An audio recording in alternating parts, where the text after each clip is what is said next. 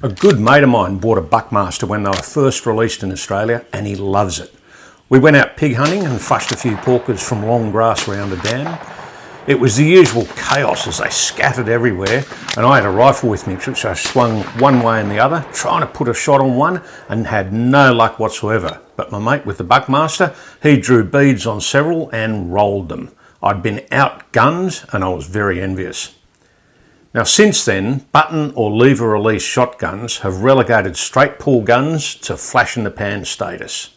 Meanwhile, the Buckmaster has moved on to its second generation, an updated design that's a bit stronger, a bit more reliable, and it's blossomed into a large range of variations that include box magazine models like this one.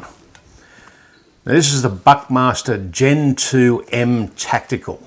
The M designating the box magazine feed, and the Tactical applying because of features such as the raised front bead sight, the pick rail on the receiver, and the lack of a rib along the barrel. It's available in the choice of 4 different butts, this one being the standard one with an adjustable cone.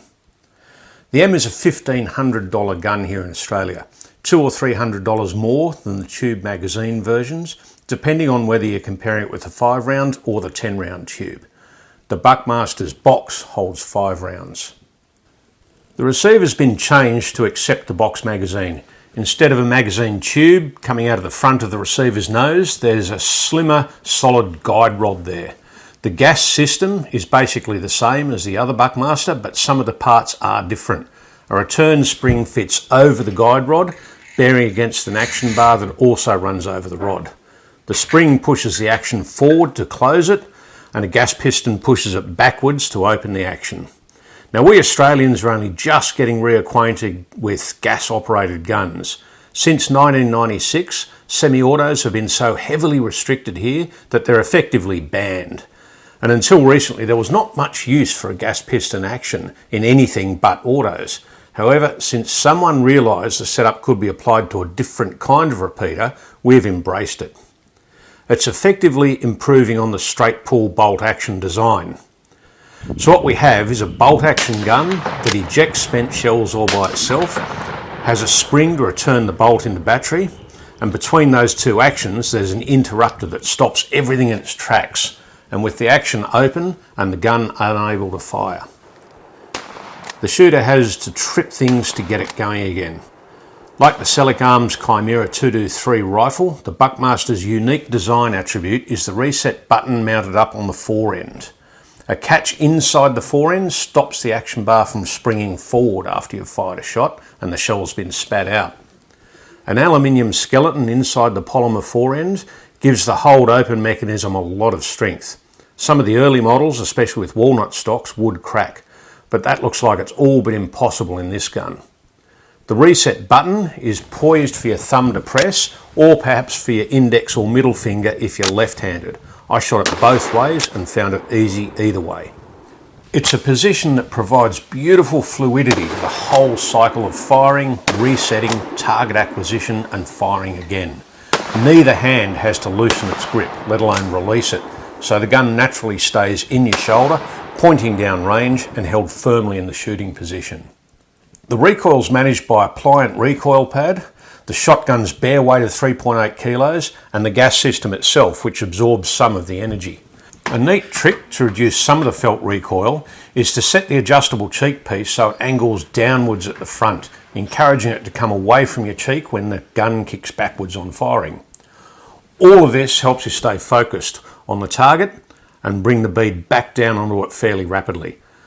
The Celik is a fun and very comfortable gun to shoot, and as much as it suits hunting, it'd be really handy in competitions such as 3-gun, as they have to be shot under Australian laws. I thoroughly enjoyed shooting it. It functioned reliably all the way too. The red high-vis bead on the front sight is clearly visible, and the rail acts like a very wide U-shaped rear sight, which after a bit of practice I realised was similarly instinctive to using the usual rib on a shotgun that I'm more used to. It just takes a few shots to wrap your head around it. However, I took the better option and whacked my Aimpoint Micro red dot on the rail for maximally instinctive shooting. This buttstock on the Buckmaster is familiar. I've used it recently on a number of Turkish guns and rifles and have come to really like its shape. It looks angular and it looks almost uncomfortable, but actually the opposite is true. That straight pistol grip is a very neutral angle, and it has horizontal slots underneath the front end to increase your traction on it, along with slight stippling on the sides. Your finger comes naturally into the trigger, and the length of pull with the 15mm spacer inserted is just over 37 centimetres, which is good for a full-size adult. The adjustable cheek piece in its lowest setting will let large people get their eyes down low enough behind the sights without scrunching, unlike many guns, but it will be appreciated by smaller people who will raise it. The forend has a nice round profile with scallops for your fingertips to get some grip on. The stippling on the base and sides of the forend is reassuringly grippy, a lot more coarse than on the pistol grip. The position of the reset button will be uncomfortably far forward for someone with short arms, and even I, who've got fairly long limbs, would like a little bit further back. But I think most shooters are going to quickly get acquainted with it and with the need to keep your hands near the button and keep it there so you can keep resetting. The reset button needs a firm but not overly strong nudge to activate it. It's an action that becomes second nature with not much practice. At the other end, the trigger is one of the best I've used of a gun of this kind, releasing at an average of 2.7 kilograms and being both consistent about it and without creep. And the lack of creep is an unexpected and very pleasant surprise. Normally these guns have got a lot of it. The 2.7 kilogram let-off weight is nothing to complain about either on a shotgun. There's a trigger locking crossbolt safety on the back of the trigger guard.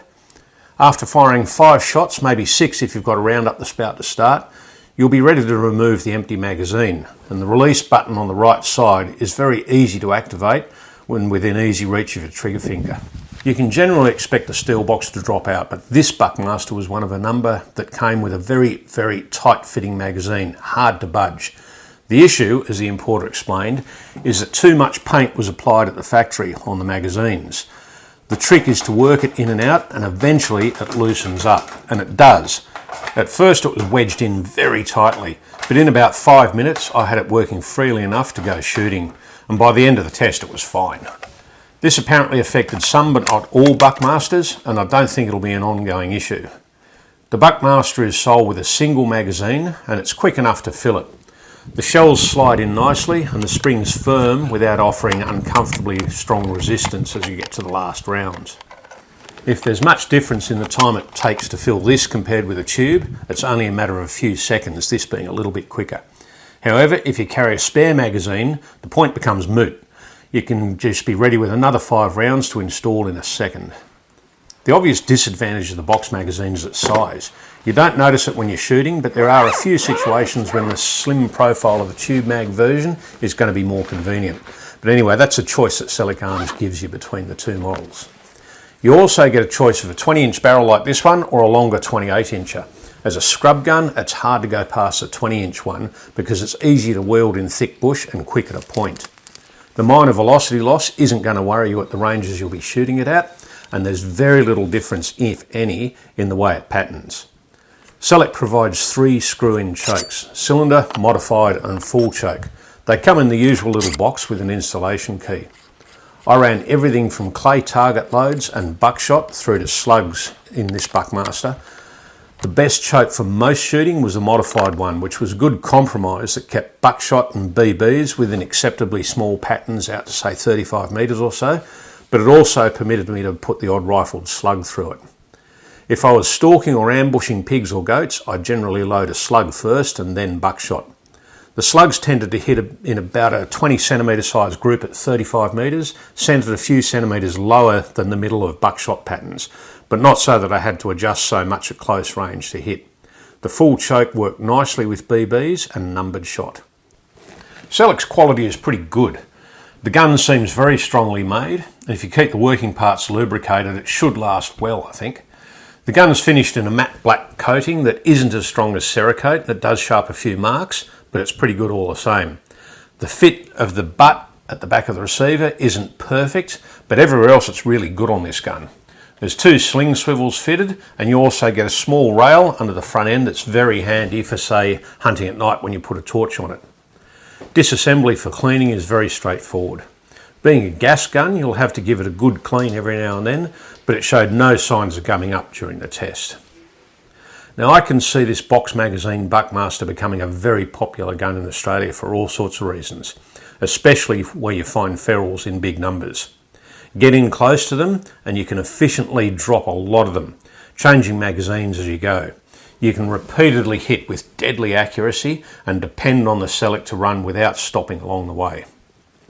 At first I wasn't a fan of the 4-end mounted reset button, but having used it now on the original Buckmaster, on the Chimera rifle and now this second generation Buckmaster, I've got to say I like the sense it makes. Ultimately, it keeps you in maximum control of the gun from shot to shot, and that is a big advantage.